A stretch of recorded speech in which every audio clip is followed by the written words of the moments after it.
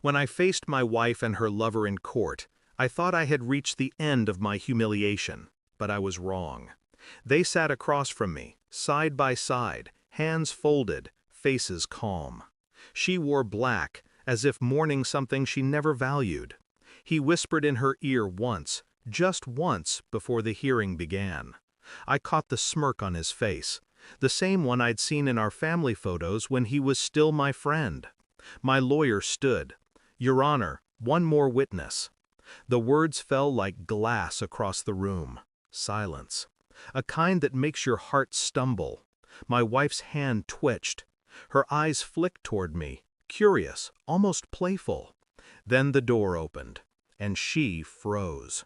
My chest locked. "No, it can't be," I whispered. The witness stepped forward, and the lie she built her life on began to die. Months before that day, I'd believed I was a husband, imperfect, maybe distant, but faithful. I thought trust was something you could repair.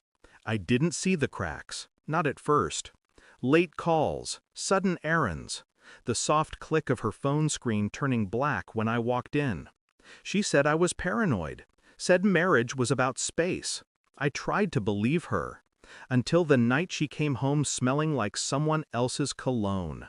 Faint, sharp, not mine. I didn't confront her, not right away. I studied her instead. How she smiled too much during texts. How her hand lingered on her phone like it was a living thing. How her eyes avoided mine at breakfast. And I started to wonder, not if she was lying, but how deep the lie went. The first thing I checked was the phone bill. 200 messages in a single month to a single number. A name I knew. Daniel. My best man. My daughter's godfather. I remember sitting in the dark kitchen, staring at the printout, feeling my pulse slow to something mechanical. No rage, no tears, just awareness. I made copies, kept my voice steady, went to work as usual. That's when I began the quiet investigation. GPS data, call logs, bank statements, a DNA test for my daughter, because the doubt wouldn't let me sleep. When the results arrived, I held the envelope for an hour before opening it. It confirmed what I already felt in my bones. She wasn't mine. I waited another week before showing her. We were in the living room, the same one where we'd celebrated our 10th anniversary. I handed her the envelope. She looked at me, smiling, as if expecting flowers. "What's this?" she asked. "Proof," I said. Her smile faltered. She read the document once, twice. Then her face broke apart. "It doesn't change anything," she whispered. "She's still your daughter." I studied her carefully. "You mean our daughter." Silence. Her lips trembled, but no apology came. Just excuses. "You were distant. He was there. It just happened." I didn't respond. I simply turned and walked out, leaving her alone with the sound of her own lies. The next day I filed for divorce. She fought back, of course, claimed emotional cruelty, tried to paint me as the villain. But I'd already planned the ending. Courtroom, gray walls, fluorescent hum. Her lover sat beside her, confident. My wife avoided my gaze, pretending to cry for the judge. Then my lawyer said it again. "Your Honor, one more witness." The door opened. A man entered. Daniel's wife. She walked straight to the stand, eyes hollow, hands trembling.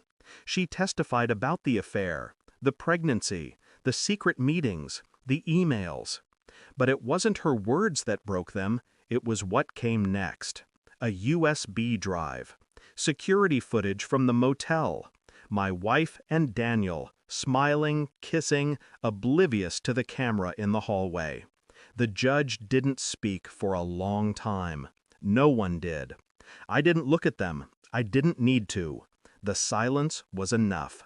That's how truth sounds when it finally wins. Quiet and absolute. After the ruling, I walked outside. The air felt thin, lighter somehow. She ran after me, calling my name once, twice. I didn't turn around. Some things don't deserve answers. The world thinks revenge is noise, anger, chaos, destruction. But real revenge is silence. It's watching someone drown in the truth they built themselves. Months later, I got a letter.